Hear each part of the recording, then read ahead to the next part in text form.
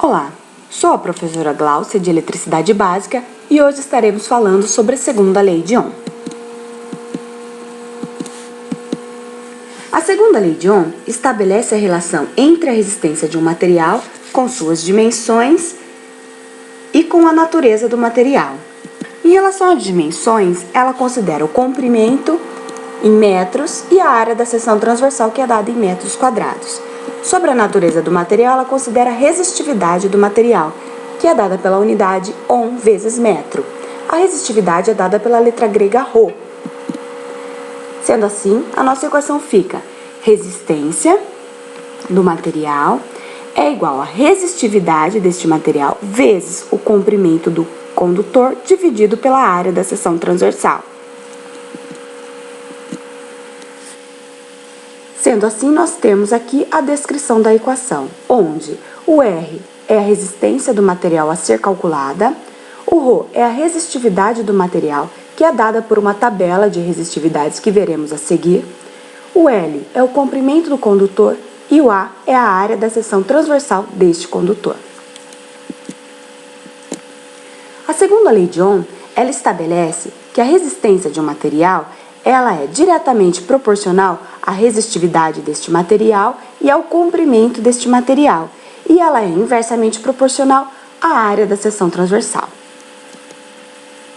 Ou seja, quanto maior este comprimento de cabo, maior vai ser a minha resistência do material. Quanto maior o valor da resistividade do material, maior também a minha resistência no final a ser calculada. E quanto maior a área da seção transversal, menor o valor da resistência a ser calculada. Então, a resistência ela acaba aumentando com o aumento da resistividade e ou do comprimento e acaba sendo diminuída com o aumento da área da seção transversal. A resistividade média dos materiais ela é dada por esta tabela, conforme eu comentei anteriormente. Essa tabela é só um resumo da tabela de resistividade de materiais que existem nas bibliografias por aí.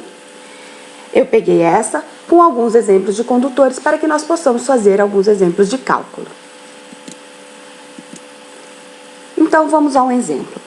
Determinar o valor da resistência de dois condutores, sendo que eles são de cobre, e cada um deles tem as suas características de comprimento e diâmetro. O condutor 1 tem 70 centímetros de comprimento e 2 milímetros de diâmetro.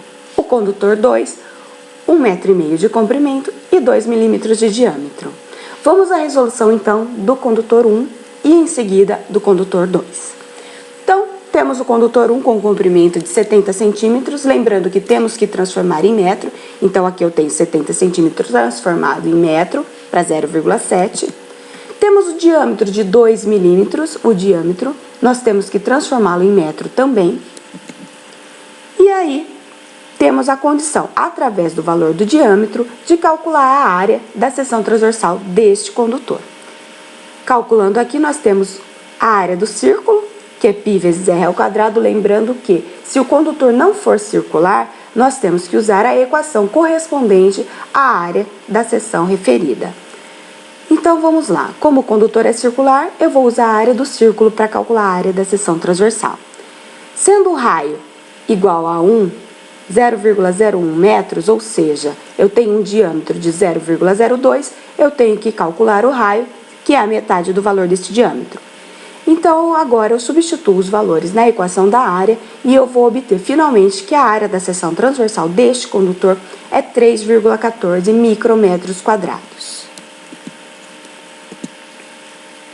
Aplicando agora a segunda lei de Ohm, o que eu vou ter? A resistividade do material. Como eu falei que o material era cobre, olhando na tabela de resistividade eu tenho o valor de 1,7 vezes 10 a menos 8. Este valor eu substituo no valor do Rho. Ele está aqui. 0,7 é o comprimento do meu cabo e 3,14 vezes 10 a menos 6 é a área da seção transversal que eu calculei anteriormente. Aplicando aqui a resolução dessa equação, nós vamos obter um valor de resistência igual a 3,79 miliohms. Agora vamos ao cálculo do condutor 2. Eu tenho o condutor 2 com o comprimento de 1,5 metros. O diâmetro dele é o mesmo, 0,02 metros. Então, calculando a área da seção transversal, eu também tenho 3,14 vezes 10 a menos 6 metros quadrados. Agora, aplicando a segunda lei de Ohm para o segundo condutor, lembrando que ele é um condutor de cobre, então mantemos o ρ a 1,7 vezes 10 a menos 8. Agora o comprimento foi aumentado, então ele tem 1,5 metros, dividido pela área da seção transversal que nós calculamos. Sendo assim, a resistência desse condutor é 8,12 metros. Nós podemos observar, então, que a resistência do material ela é diretamente proporcional ao seu comprimento. O condutor 1, que tinha um comprimento menor, nós observamos que a resistência dele é menor em relação à resistência do condutor 2, que tinha um comprimento maior. O mesmo vai acontecer quando os materiais forem materiais de diferentes naturezas. Por exemplo, um material de cobre e um material de alumínio. Nós podemos observar a tabela de resistividade, que a resistividade desses materiais são diferentes. Então, o material de maior resistividade terá a maior resistência. Já observando as seções transversais, nós poderemos observar que o cabo que tiver a maior seção transversal terá, então, a menor resistência. Bom, essa foi a segunda lei de Ohm. Nós ficamos por aqui. Até a próxima!